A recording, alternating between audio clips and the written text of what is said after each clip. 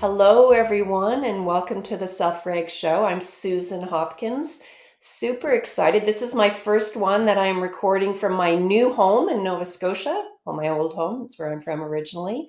So it's really nice to be having this podcast today. And we're going to be talking about an area. We're going to be looking at applying self-reg and counseling and some of the lessons that we can learn as they relate to counseling and mental health. And I can't stop thinking about this topic. I have actually hit up a few of the people that are joining me here today that you'll meet in just a moment multiple times to do this. And the reason is that this work, my version of this work is as an educator.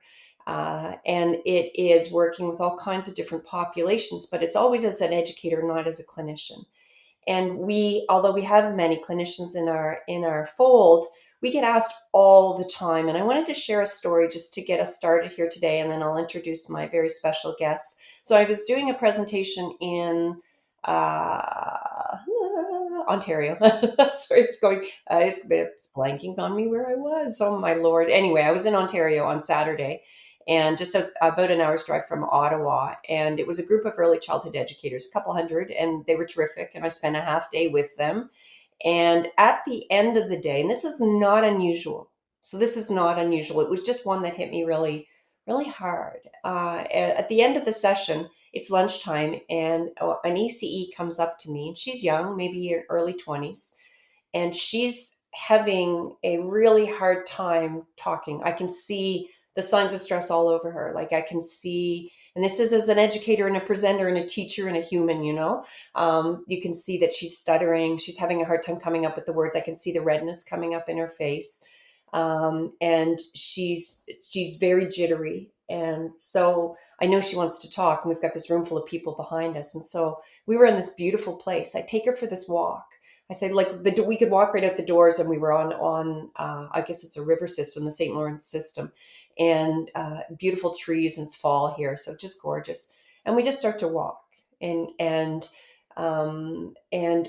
over a little bit of time, we walked for about 15 minutes. She begins to tell me a bit of her story, and she's been diagnosed with PTSD, and has a counselor and has all kinds of supports. And she's not telling me her whole life, like it's not a clinical thing. She's just saying, hey, something you said this morning really resonated, and I want to ask you some more questions. And so we walked and talked, and I mostly listened, right, sort of as a friend, I guess you could kind of think, and just anchor in some of the things that I heard and ask her some questions. But I was really left, and by the end we walked for about 15 minutes, and I truly think that was actually some of the magic, was just being able to get out there and breathe a little bit, walk, taking that little bit of time. But I was really left at the end of the walk.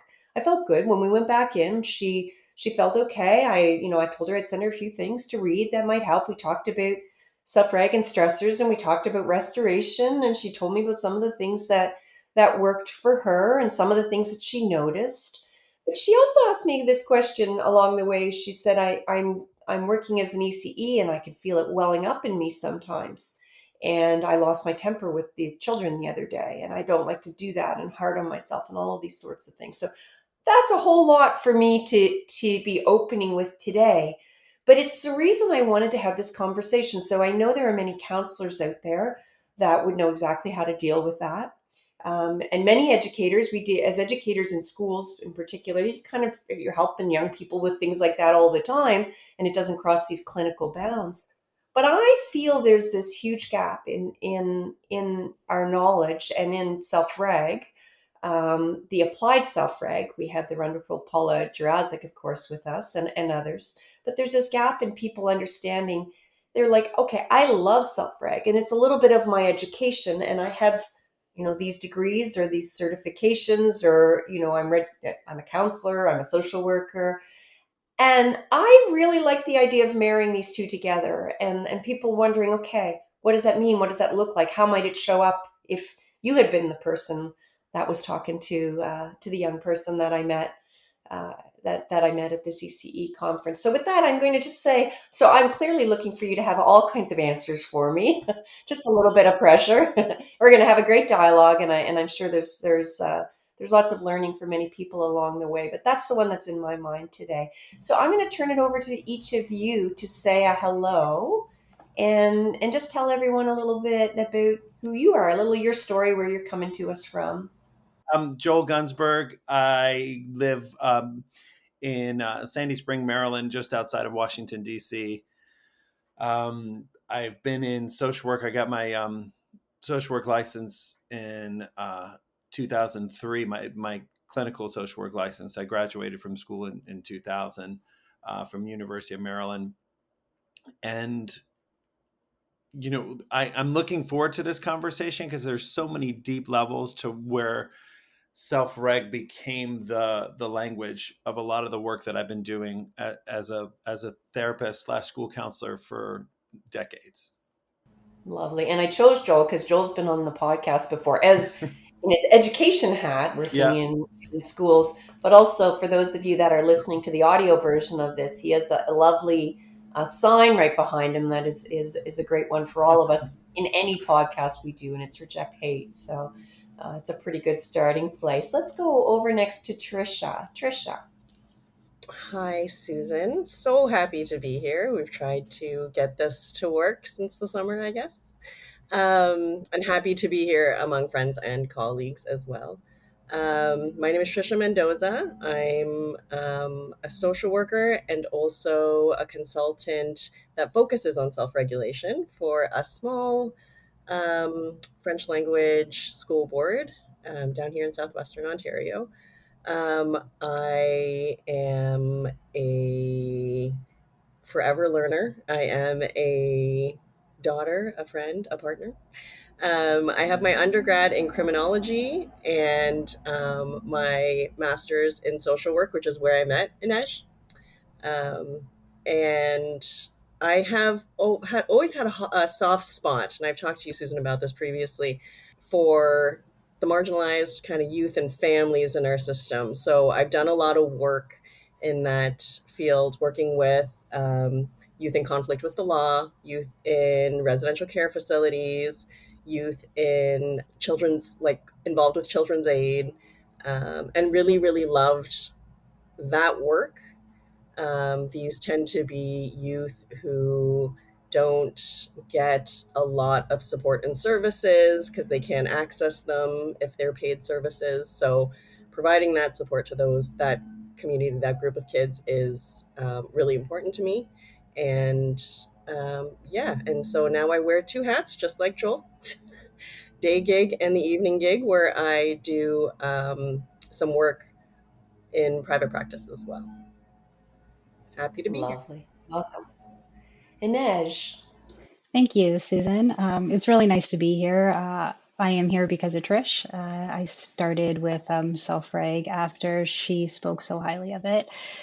So, just a little bit about me. I've been in the field for about 15 years. I started off as a child and youth worker and had the privilege of starting my career early on working with children, youth, and families in First Nations communities in Northern Ontario. So, it was quite an opportunity to be flying into these smaller communities and being welcomed um, into that space. And I often say that the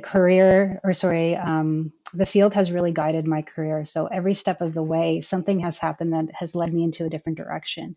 So I've worked in children's mental health. I've worked with family and children's services. And most recently, for the past few years, I've now been a therapist in private practice. And that has come with its own rewards. So I'm really excited to be here and talk a little bit about how self-reg has enriched what I've done as a therapist. I love it. We have something. I spent 6 months in Northwestern Ontario, Big Trout Lake. Is that one of the communities you served? Yeah, I've been there. In Sabib. I got to revisit there a couple of years ago on a research project that just happened to be going there. That's actually where I met my daughter. My daughter would not exist if I had not done my 6 months there. Yeah, that's where I met her dad, right? So very, a very, very cool Oji Creek community. So welcome, welcome, welcome. Well, I'm going to just start with the first question, and I'll just leave it up to you how y'all want to respond and who wants to jump in first. And my question is as much for the viewers as it is also for me. I'm curious how you frame how you found your way to self-reg, right? How did you find self-reg and what drew you here in the first place? We just heard a little bit from Ines. It was Trisha. So it was Trish, and I got to thank a 10-year long friendship for bringing me into Self-Reg. And what I got to say is that similar to what Joel was saying, it just brought language to what I've always been doing. I got to say, at first, I was a little intimidated when I was doing foundations, and the science behind it was was hard for me to understand at first. But once I really delved into it, I realized how simple it actually is, right? And I came to start really understanding how to apply it to myself, but also start explaining it to others. And that's what got me hooked because as a therapist, when we're sitting in a space with someone, we are naturally helping them reduce stressors. So self-reg just connected to everything I was doing in such a nice way. And so for me, when I think of this idea of a ripple effect, it was really Trish who brought me to it. But now I have the opportunity to share it with other people, which has been pretty cool. Well, I'm a little slow in the draw. You've done foundations. I I think I have. knew that. Very, very cool. I did a video once called, I think it's called The Joy of Learning Self-Reg, and it was about how you start learning it and you think, oh, I got this. And then you're like so overwhelmed because you're like, oh my. I can remember trying to ask Stuart how to pronounce secondary electricity for a video. Ah.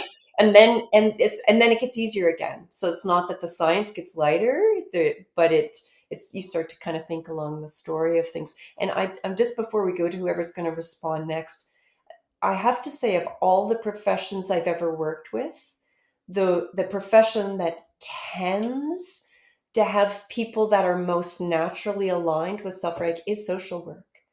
So it is, it's not, you'll often meet social worker that, yes, yeah, it resonates, right? So it's kind of neat anyway. Who would like to go next? How did you find? I think I know your paths, but I'm really curious how you define those. Go ahead, Joel. My story, I've told a little bit of it before on our last podcast that when we got together, Susan. I The short version was when COVID hit, and the world stops. I was, working at my school, Sandy Spring Friends School, where I continue to work as an administrative leader here. One of the things that we were trying to figure out, I had this class, it was a social emotional learning class called Shine, and I was desperately trying to find information that would be like trauma informed care. How we're going to be, because I had already, I feel like a lot of people responded to COVID by bringing social emotional learning to their classroom, where that was something that has already been in place, something that I had been doing for over a decade at that point in different schools. So it was not just that; it was how do I find something that really thinks about trying. So I read like a number of different things, going through a bunch of different curriculums, and uh, somehow I know one of our school leaders, her name was Sarah Barton Thomas, said, "Hey, have you heard of Stuart Shanker?" And I found some of Stuart's work, and then I think it was about 3 or 4 days before a foundations course was supposed to start, and asked her, "What do you think?" So I dove into the pool right away. So it wasn't like I saw everything on the website and was like, "Wow, this is a lot of stuff." Um, but it was the foundations course, and I love that you all are talking about the intimidation part of it. And I think for me, I am not. And I'll make this a short version of this story. I am not somebody who did well in academics in my elementary, middle school, high school years. It was rough for me. It was not an easy space. So I spent a lot of my college years with a dictionary when I would read college books to then go to the dictionary, go, okay, I think I feel like I was doing double work. So when I got to some of the learning, you talk about secondary tertiality and allostatic overload was the word that was like, I should know this. And then I get into this guilt loop of, hey, you're not good, like you can't do this. This is too much information. But then the simplicity of how good it is and how much it aligns with a way to kind of give a framework to understanding someone, and then a rough framework of how to then put, uh, you know, whatever therapeutic intervention I would choose. It's a great framework to start from for me. Yeah. It's not like it's not the expert model. It's a way of thinking, and like it's like a frame. Like you can just pass Absolutely. everything Hmm. through, Yeah, right? and what I would say to anybody who is a therapist, it's basically the information. It's like a cheat sheet for getting a psychosocial, kind of information on a client. Like it really Hmm. allows to ask some good questions around all the different, the domains and how that stress might show up in a client's life. There you go, your first tip. Over and Trisha, your story. So I started with the school board in 2018, and they were just getting this self-regulation team off the ground. So my job included doing all kinds of research, and because we were focused in the kindergarten, um, JK and SK, I was reading the curriculum, play-based curriculum, and lo and behold, there was this Dr. Shanker's name that I was super curious about because all of his stuff made a ton of sense to me. So Yeah. I looked into it. Actually, read his parenting book, and then said, "Yep, yep, this makes sense. Not only over here, but over here on my other side of my therapist-y brain." And Ines and Joel actually captured it perfectly. Like it gives language to um, what we're doing and how we're doing it. Right. I find that in our roles as therapists, the biggest part of our job is to help build safety, belonging for clients in that room so that they can move forward and make progress, say the things perhaps that they're nervous or scared to say out loud, right? And so it Right. allows us to support people in reducing their stress in that room so that they know what that feels like. What does calm feel like when they're outside of that room? Um, and I too am in the camp of I jumped. After 2 years, I got the board to agree to let me take foundations. Jumped in at 2 feet and went, "What is this science?" And then said, "Thank God the brain is only three colors because I can pretty well explain that to kids and adults alike." But the science isn't everything. Like it well, it is everything, but it's you can explain it in ways in small bits, which I actually find the most helpful with both of my hats. You can take little pieces here and there that people can identify with and use moving forward. So it's thanks to my board job that this has opened up like a whole new area in my practice as well. Neat. And for those of you wondering what Trisha means by the three colors, she's referring to what is one piece of the science. There's a ton of science, but it's the triune brain metaphor. And anybody yelling at the screen or the audio right now saying that's been debunked. There's lots of science that has evolved, for sure. And if you're really curious in why we keep it, we have a full courses on that. So it's like a modern version of understanding there's subcortical stuff going on. Not everything is choose better, make better decisions, and all those things. So there's a lot more to that. But I love that you also talked about the little bite-sized bits as well, Trisha. So can I just ask a question to build on what you just shared, Trisha?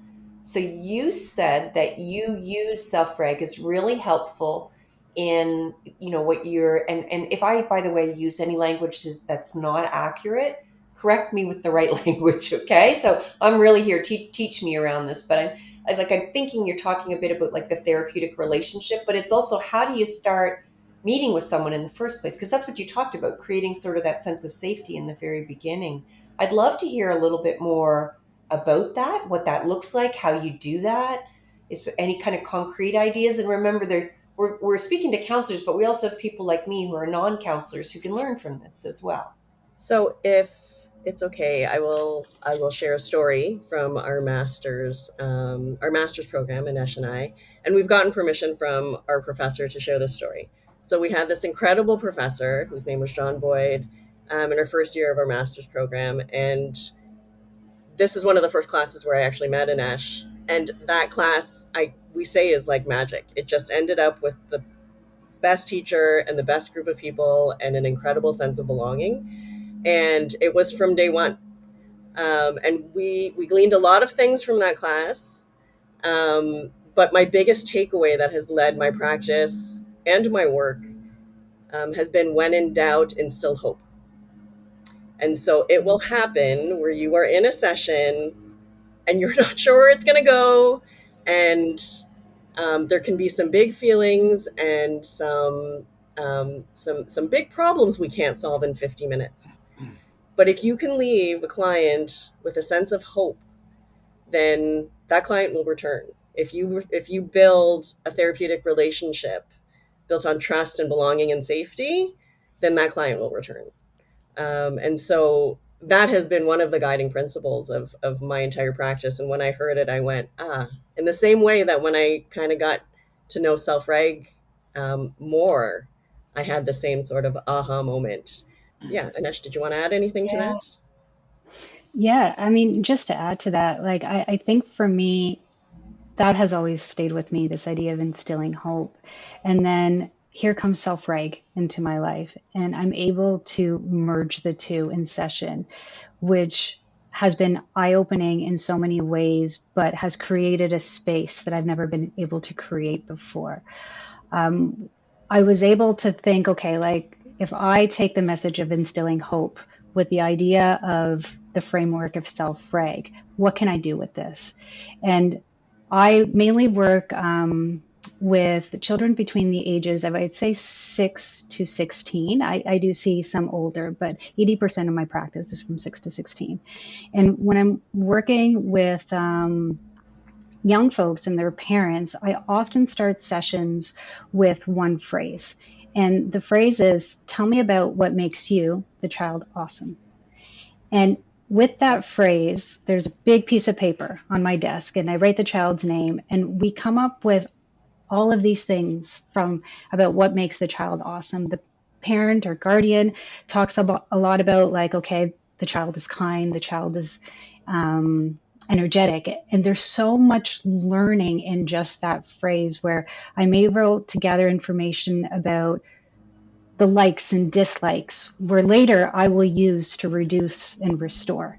I get information around, like, who are the key people in this person's life, in this child's life, that will give me information on who are the interbrains that allow this child to move forward, right? And it allows me to blend things so that I'm able not only to understand the child, but also create an avenue to talk about more things. Um, and I'll go into a little bit of the application, because I do a lot more with that afterwards. Because I could sit here talking for hours about how I use self-reg, and Trish knows that because we have before.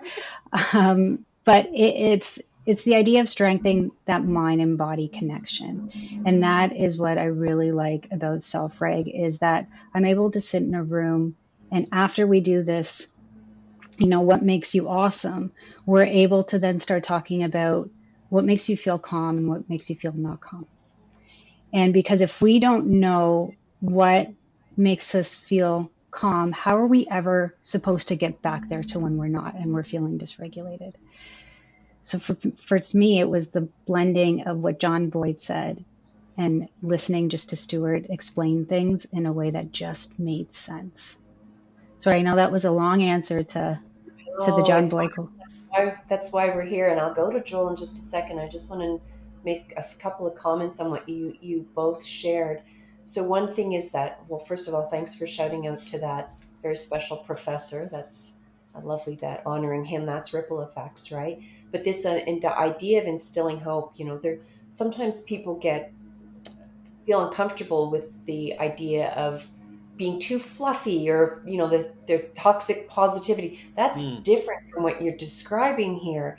I'm hearing the inner brain, which is another one of that's Digby Tantrums, or Alan Shore has that brain to brain connection, but it's that, like, that Bluetooth idea of it being connected. But you have to have that has to be, that's part of the safety, right? That's there. And can't stop thinking about the five look fors of a self-reg haven. Mm. So you're talking about, okay, we create safety. You are safe here. No one's going to tell you what makes me calm or not calm if they don't really feel safe or they feel on Mhm. guard. And guess what? Asking about your awesomeness, or even just having that intention of I'm going to leave them with hope. You feel that inside, which means your nervous system is representing that too, right? But then I also heard like the connections, that's the rootedness, right? But I'm especially hearing capable and trusted. There is a whole lot of things that you're capturing some of those signs of feeling capable. You're starting there. There's all these things that you can do, right? And trusting you to have some of these answers. Like it's just, it really, really sounds neat, but kind of building that haven relationship. And I especially love that you said you draw on it later, because that's what we're doing, right? We're trying to get to know a person in all the dimensions. So lovely. Over to you, Joel. Unless you want to respond No, to Susan, your brain just, when I know that I'm good at this self-reg stuff is that I just had a lot of the same thoughts that Susan Hopkins had. So like, I feel like you hit everything. I mean, there was so much to unpack and everything that they were both, that Trisha and Anesh were sharing. I think the first feeling that that hits me when I'm like, oh, I wish I had you know, I had good professors, don't get me wrong. And I have some that I could draw to, but like John Boyd, what a great concept, right? Like, yes, that's exactly it. I think and I haven't talked about him openly. And I had a friend who passed about a year and a half ago. His name was Gerard. And he used to always say to me, Joel, as long as somebody's got a heartbeat, they got a chance. And it goes along with that concept of that's exactly it, right? Like that person's alive. Let's find the hope. And I feel like it's a very similar concept for me of starting there, because some of the times, when we get a case, I don't want to speak for everybody else, but I know there's times when a case arrives at my door, it's dire straits, like families in crisis, there's massive things going on, and the first thing they need to know is that there's hope in it. And then how are we getting all these things back online? I love that you went to the haven and kind of the safe, the rooted, capable, and trusted. And then I have another thing for balance that I'll talk about in a little bit, because I have nice. a whole reframe of that word for self-care. But I think, you know the part that you picked up on too, Susan, when you talked about drawing back on it, I feel like everything I do, some of my clients will attest to this if they ever listened to this podcast. One of the things that I do is I have a wicked memory of this stuff. So I will bring it back. And if you told me something in session 2 and we're in session 80, like I will bring that back if it makes sense to that moment, right? Like not that I'm going to say it was in session 2 at minute 7 that you said this, but it will be something where I get to know the person, and you get to know what makes them tick. And I think it goes to what you were saying too, Anesh, about what makes them awesome. Like, Mhm. but that goes back to not only you're capable, but you're lovable, and I love you, right? Because it does something. I think that's one of the things that I love about self-reg too. And I think this is much more hang around everybody long enough and become friends with Stuart and Susan on the internet the way that I did through Foundation Square. Like, you will get the sense, and I feel like I fully understood this summer at the symposium, that this is not just, I got into this field to give back to the community, not just what was given to me, but to live my life in a way that could be sensible for others. But I have never found anything that's more based in altruism and selflessness. And like, how do we just get everybody to a space where they can be their best version of themselves, so they can be better for society, so we can just be better to each other and try to enjoy. So I feel like um, that's the big thing for me, is it's all that everybody's talking about, the words belonging, trust, safety, those things are essential, not just and you go to a therapist or you go to see a counselor and you go for help and make it better. That stuff isn't happening if you don't trust the person that you're working with and you haven't built a relationship. So it's not just oh, hey, trust me because you're paying me X amount of dollars for this work. It's no, I'm a part of your family now. You invited me in, and I'm going to do my best to support you guys. To then the last thing, and this is what you were saying, is that capable and trusted. The whole concept of social work, and this is where I would even say the Venn diagram of social work and self-reg are really, we're helping people be capable. We don't want to stay and you have to rely on us for every minute of every day. I mean, this is, we'll give you the tools and then you go take that into the world and make the world a better place. I love that. And it's so funny as you're talking, because I mean, I've been to counselors over the years, and I've had for different things, and I've had, a couple magical ones that have made a difference. But I can remember being in my 20s and I was suffering, well, it was a major depression, right? And trying so hard to get help and going to people that couldn't remember my name from, you know what I mean? And it did Yeah.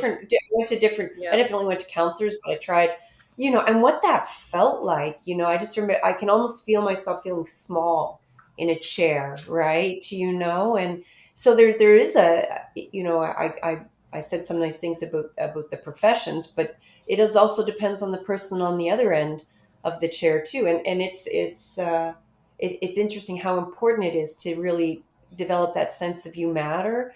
And I also can't help thinking about the fact, like, this is what Self-Reg has done for me personally, which is so freeing, is, those things about you that you thought were broken were not broken. They're explainable. They're almost predictable if you understand the science. But they're also like, hey, thank you. Thank you, brave body, because you helped me survive that traumatic thing or whatever that happened in Mhm. your life. It's just like, no, it all begins to make sense. And when we get that little person off our shoulder, like Joel was talking about earlier, when you feel guilty, I forget what you were saying, I should have, could have, like a lot of people that are struggling, will be feeling, everything's wrong, and that's the opposite of feeling hope. But it also is the opposite of the science. Like that idea of hope is not just a fluffy idea. Like, the science actually lays out that there's reasons that you shut down. There's reasons that you didn't stand up in that particular moment, or you went down a path that you knew like wasn't good for you, and you just, and you had a million reasons, all the things you were supposed to do, and you don't do any of those. Well, there's reasons for that, right? But it's also the path out, and we realize not just the plasticity of the brain, but there's, looking at all the things that we do have, the assets, the strengths we have, and all of those things are part of it. But there's science for that too. So I'm going to let anybody who wants to jump in next, because people are, like, I'm sure, eating all of these ideas. I had a follow up thought. I had a Oh, follow up thought, but I don't want to step on anybody. If anybody's got an idea, Go ahead, Oh, Joe. I think. Go ahead. I'm just thinking about resilience, right? Like therapy is all about you go in and Susan, thank you so much for sharing. When you go into a situation, I can't tell you the amount of times. One of my first questions, it's in my first 5 questions that I ask a new client, is I will ask, what's your background with therapy? And part mhm. of it is, do I need to live up to the John Boyds of the world, right? Like, was there some sort of like iconic figure that was your therapist before, or did the therapist, interrupt you to say, "Oh, got to grab something from the microwave. I'll be right back." Did Mhm. they check their phone and not hear something?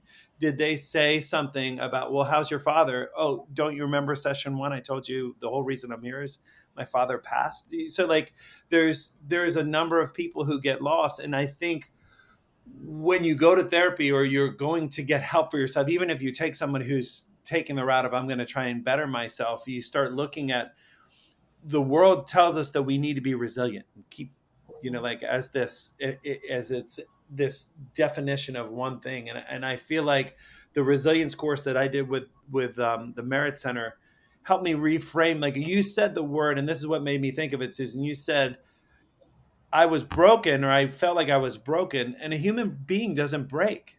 We Mhm. don't break. We are hurt. We need to rebuild. We need to restore. We need to heal. But I do think the language that we've been given as a society, even the word resilience, which is about bending metal and bending wood, is not necessarily a word that's meant for human emotions, right? And stress. Yes, stress. It's the word where it comes from. But I just think of, how are we supporting these people to be more resilient in whatever action that they're dealing with. So it could be, resilience becomes more of a state than the trait of whether you're resilient. Because if I'm resilient at 8 o'clock this morning, that doesn't mean I'm going to be resilient at 8 o'clock this evening, depending on what stressors are there and what situation I'm in the end. So helping someone to adjust that and to help with that framework, I think that's where a lot of this work is is really helpful. But relationship and getting someone to really think about themselves, they're not going to want to hear something they need to do to take care of themselves unless they trust you, and Mhm. unless they really know that you have their best interests at heart, right? And someone who doesn't remember your name or doesn't remember a part of your story, like that hurt. I'm not telling you anything now, and now I shut down. And you think about how much, and this is the last thing I'll say, how much weight falls on us as the mental health professional, how much weight Yeah. falls on us to do that right, so we can make you better. I mean, that's a lot of weight. Love it. Mhm. Trisha, what were you going to say? Oh, I had to take down notes because there's so much good stuff coming from this conversation. So when you talk about just even that idea of broken, like one of the big things that I think about in therapy is, often we get the people who try it once and they say that doesn't work. So for me, everything related to therapy comes down to timing and relationships, right? So the things that you can build quickly and the safety that you can build quickly in a first session so that the person feels comfortable enough to share, and then test that waters to say to figure out with them, is it the right time to be addressing some of these things? Is it the right time to start tackling these bigger things? Or do we deal with the everyday things that are troubling you first? And when I look at the history of my clients, and not just to say that I work with justice involved youth and their families, but like I work with teens just like I do adults and different iterations. Some of the kids don't know what calm feels like and don't know what Mm. safe feels Mhm. like. It feels very foreign, it feels very unsafe. So, in these systems that are built with, you have 8 sessions, 10 sessions, 12 sessions, sometimes it might take me 8 to get one of those kids to even show up on time or Yeah. open up a little bit about what they did during their day. So that work on building the safety and building that space and tapping into that like resilience, because I recognize that they aren't seeing me every day, they're seeing me once every week or two, right? um, that takes some time and effort on our part. And once you have that built, these are incredible kids with the most Yeah. resilience that I've ever seen in my entire life. And that through various reasons have been given a hand that they did not ask for. So sometimes progress is slow. And when Joel talks about, bringing things back from previous sessions, I often have clients who don't see, especially these youth, but also other clients who don't see how slow the progress can be. So I make it a point of sometimes doing a bit of like a roulette and picking a case note from one of the early days where I've worked with them, and we'll read where they were at that point. And then we have the conversation about, look at all the progress you've made. Yeah. Look at um, how resiliency has played out in your life in different iterations. Do you even like, what would you say to that earlier version of you in therapy? And it's usually something along the lines of, it's gonna be okay. Like, we're okay, right? I Um, love it. yeah, throw And it one over of to the you. things, just before we go to, and I think Ines had something to say too, that jumps out to me is really relevant at this point, because there's a certain sense of the other person, as we're talking here, it almost sounds like the other person, there's a passive sort of a sense to that. But I'm reminded of like one of my things that I actually, and then I'm going to tell you about two kids, but it applies to me too. I've gone to a couple times to a counselor to try to help me through something. And one, like I went there and I'm like, I have read half the books on your shelf, and you're not trying to be like show up there with a big ego or Yeah. anything like that. but you're doing like, it's like, okay, now you're doing this, and okay, I know what you're doing. Hmm. It was, and I didn't go back because it just didn't, didn't fit me. And then I found a different counselor that actually helped me through like a grieving thing with humor and with more of sort of getting to know, like more asking questions and finding new ways in. And it reminds me of my daughter, who I tried at 15. I set her up with counselors a few different times. She hated it. She would go, but she would always be like, I would listen to her in there, and she knew just what to say, right? And I think she got, some moments with counselors, but some of the basic questions that you were asking, you know, it just wasn't drawing her in the same way. And I'm reminded of this young man. This was when my doctorate, my research was in resilience, and so I had his name was George, and he was is an Indigenous youth, and he had graduated high school at that point. So he was about 18 or 19, and that was the population I was working with, Clicho youth who had young people who'd graduated high school. And he told me this story, and he was so funny. He was so brilliant. And he told me this story that he used to like to draw characters in like grade 5 or 6, and sometimes they'd be really gory. And one of his teachers found that he drew this picture, called who was the social worker, the counselor from the community, would come in and meet George. And George very quickly learned that these drawings would get him out of class. So he said, and then it became a game for him, right? And this is a really nice young person doing good things, and is like, he'd be in his 30s now. But he talked about this story, and like of how the counselor would kind of get to know him and go through all of these steps. And meanwhile, here Joel is almost he was bored. And he would talk about being not just trying to drive the counselor crazy or get out of class, but he was bored stiff in school, like bored stiff. And this was fun. So he'd find new ways to engage, and like literally playing this sort of double game that was going on. And I just want to throw that out there, not necessarily the Georges of the world, but sometimes we're thinking of, when we're building these relationships, whatever they are. I keep hearing my daughter's like voice in my head lately around ugh, I got to go and do that again. And it's like, it's not, you think you're getting to know her, but you're really not, right? And what is the magic that gets you to that point? And maybe it's just time. Anyway, I'm going to throw that out there, and then it's over to you, Ines, if you want to jump Okay. in. Yeah, my brain is going into so many different directions, I must say. But if we go back to the idea of relationships, and Susan, you had mentioned how the other person in the other chair, right? And I kept thinking it's that person, but it's also that space, right? The responsibility that we hold as therapists to also create a space that is safe enough.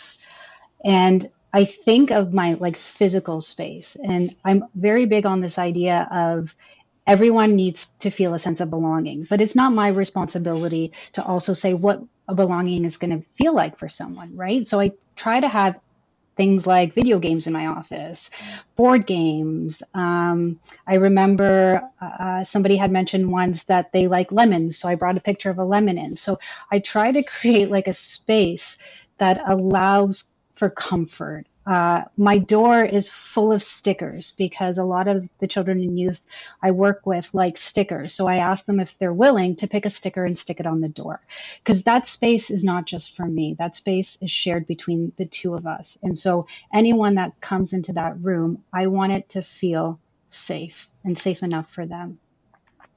And what popped into my head when Trish was talking was I remember I had a 9-year-old who, when we were reviewing what calm and not calm felt like, they told me that calm felt like a stomach ache.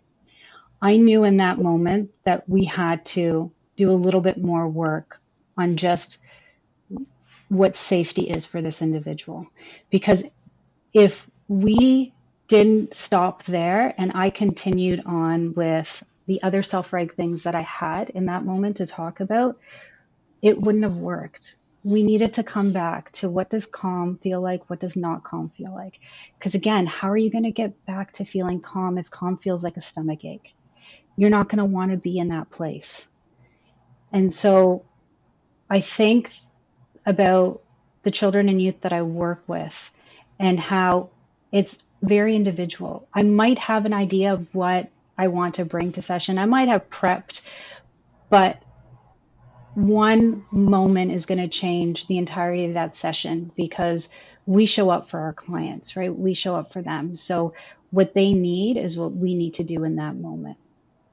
Does that make sense? Sorry, I know that Yeah. was like a long answer to.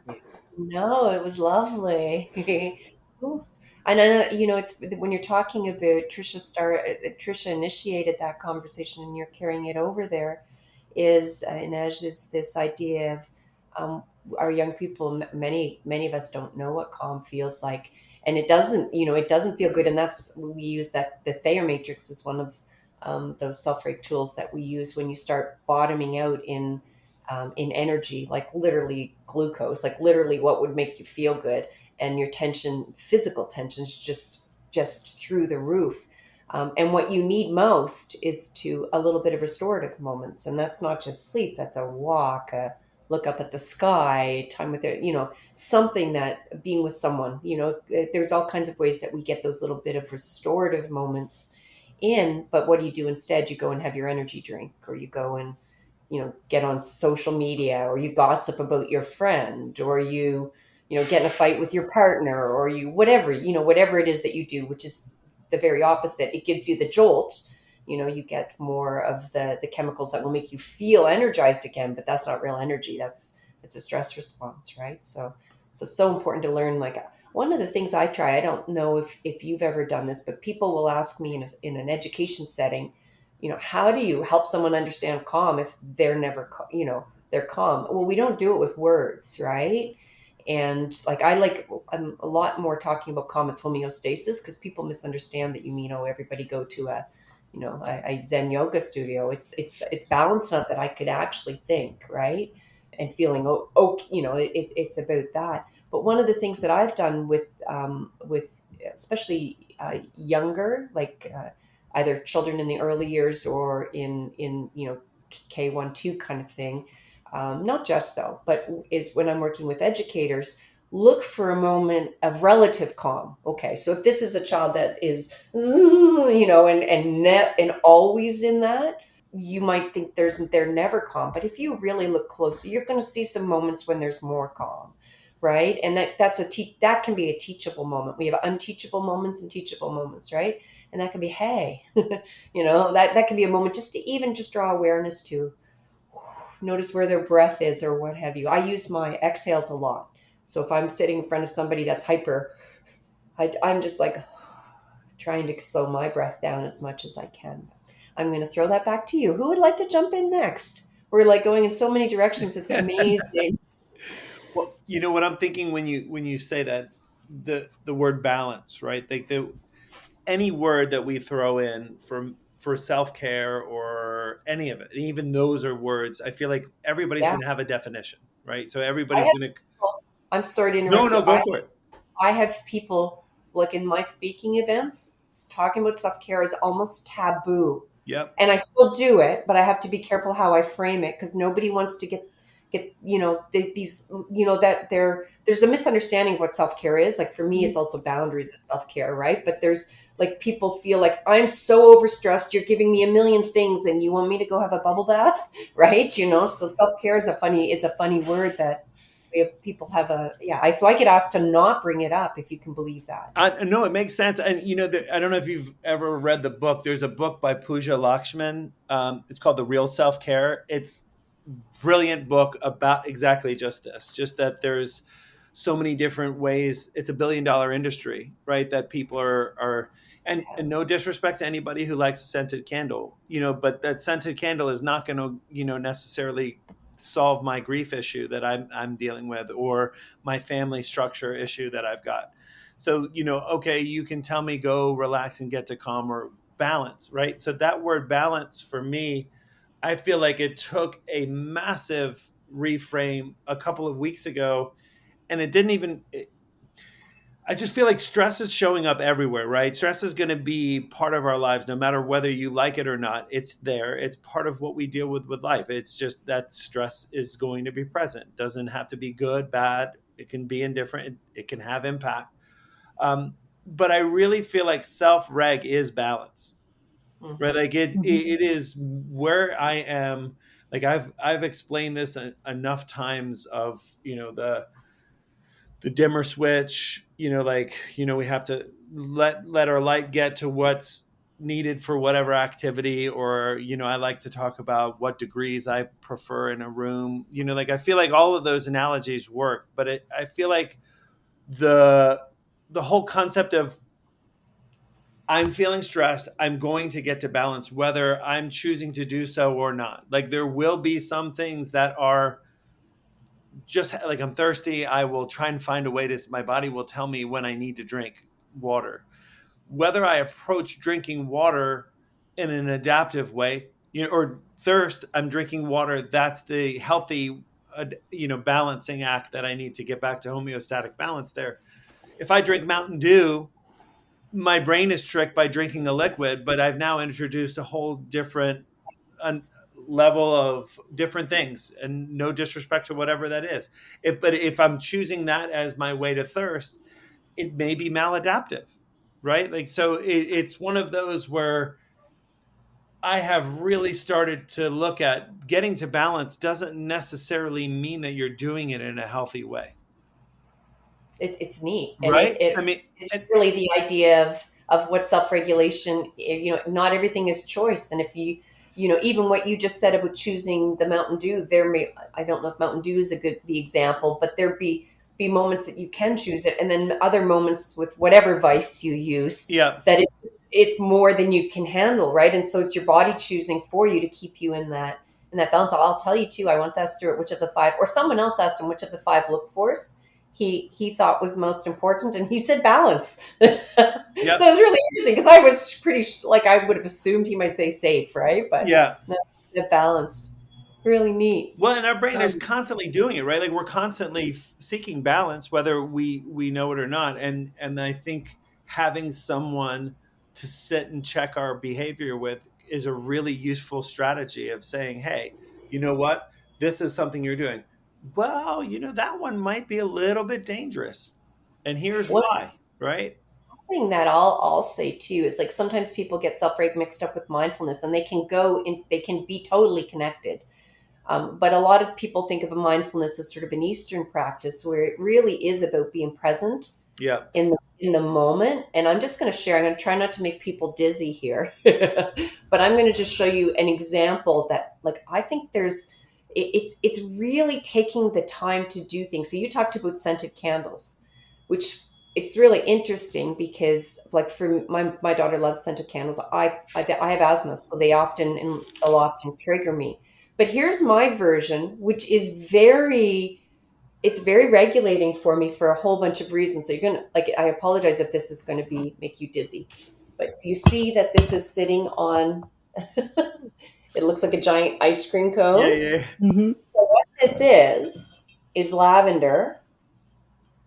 That when I do that, it smells beautiful, and it's in my secondhand bought glass. I have it lifted up here because I have a sore neck, so that helps. But I grew that lavender.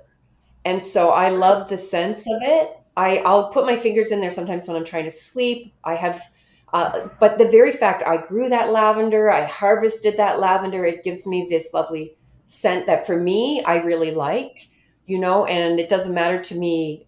Everybody says that. It just happens to be one that I like. But how different is that from, oh, go buy a candle and burn the candle when you're a little stressed? It's like, oh, finding things that are, I mean, I think that's one thing around balance and even around self care. What are you drawn to? What do you love? What do you care about? And how can we turn that in? Or even like the example I just gave of the student who you look for a moment that they're kind of calm. What are they doing in that moment? Okay, who's nearby? What time of day? Like, what can we learn to put in that personalized toolkit can really make a difference in a moment. Like, this isn't going to take me out of a total dysregulated stress state. I'm not going to be Hmm. in the heat of an argument with somebody and go like this in my lavender or anything like that. But there are moments that I'm just like, okay, that actually feels really good. And even just having it in front of me makes a difference. Can I share a Um, quick story? Because Susan, you just reminded actually of a story that pops into my head. And Joel, it started with you because you were talking about balance, and all I kept thinking was this idea of the mind and body connection, right? Balance for me is really understanding what's going on for yourself.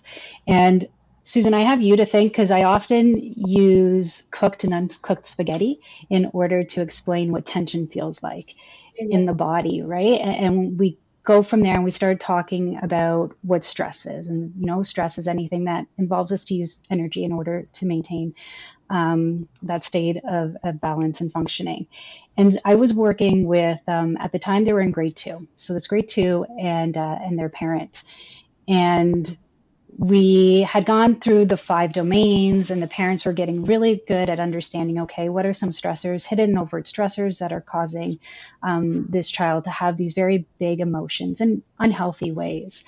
And once we got to the part of like looking at strategies to reduce and restore, they realized that by going for a walk with this grade two, that they would come back to balance, that they would start feeling a sense of calmness. So similar to what you were saying, Susan, they realized that this was an important reduce strategy for this young person.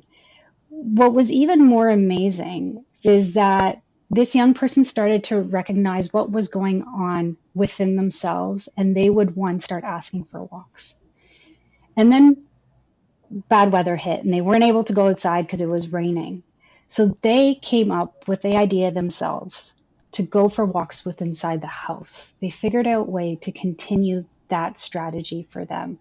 So they were able to figure out what was going on inside their bodies to say, okay, this is what I need in this moment. And their parents supported them in any way they could. And so when we think of like how important it is to look at the 5 domains, Joel, you're bang on, right? It's such a way to gather information.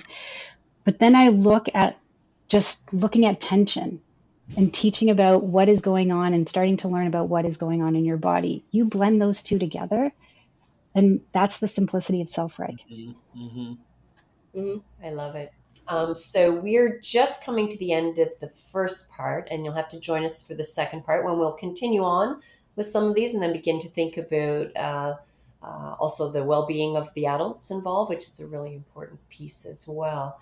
What I'd like to just invite all of you to do is as we just come to the end of this portion, what are one or two key takeaways or key, I don't know, ideas that you would like, if assuming you're speaking to counselors at this point, or people in social work or people that are working one on one with young people. What are, if you had to just give one or two key takeaways or key practices or key things from anything that we've talked about so far or related to your work as practitioners with some self-reg knowledge, what would those be? Where would you land us on for today? And then we'll invite people back for next time to see more. I think if I can kick it off, speaking to counselors, speaking to anybody really, I think self reg is a really compassionate way to view other people's behavior and our own. But in our roles, it really changes how we see stressors in other people's lives and how they present to us in therapy. Um, I think if we assume positive intent with our client, then we really just have to focus on you are an empathetic person, you are a resilient person, but what are the things that are blocking you? And so in discussions, previously with Ines and Joel, I think Joel mentioned at one point, like, we are the stress detectives. That's the job. That we ask the questions and we do the look fors, and then we try to build around that. So that's I my. love it. That's huge. That could be a podcast on its own. For sure. I mean, I think about it too. Like, we just thinking about that, like we do the work, and that's that's. I was listening to something about another profession the other day, and just knowing like there are certain things that people could see. It was actually, I think it was in the book Atomic Habits. There was that there is a doctor who was able to see that somebody was about to have a heart attack. They could just see it on somebody's face. Mental, and I just think that when you were around this field long enough and you're around people long enough, you talk about compassion. And Trisha, I love that you said that. I mean, I think you really can gain so much from that, and being able to just kind of dial in on people and see some things that become second nature, being able to talk about it. I think that's the one thing that I've loved about the work with Self-Reg too, is being able to just give other people the language of, this is the equation that is working out in my brain right now, and here's what you can do with that. I love that. So it's like giving language to some of the practices, but it's also like you're describing yourself. Sometimes people say of like you become a barometer. You Mm-hmm. know, you begin to fine tune your own sense of your own states to be able to see them in others as well. So lovely. And Inej? I was going to, along those lines, talk about this idea of self and self-reg, right? And to understand the self so that we're better able to connect with the others. So what is going on for me when I am present in a session with someone else, so that I can be more there for them.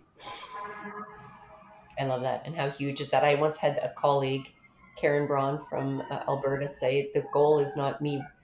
It's self-reg, not me reg you for the rest of your life, right? But you, and that self includes the individual. Although, I mean, that goes back and forth. You know, we'll talk a little bit about co-reg in the next portion, but also that it starts with us as well. So thank you. I've really enjoyed part one of this podcast, and thank you all for spending time.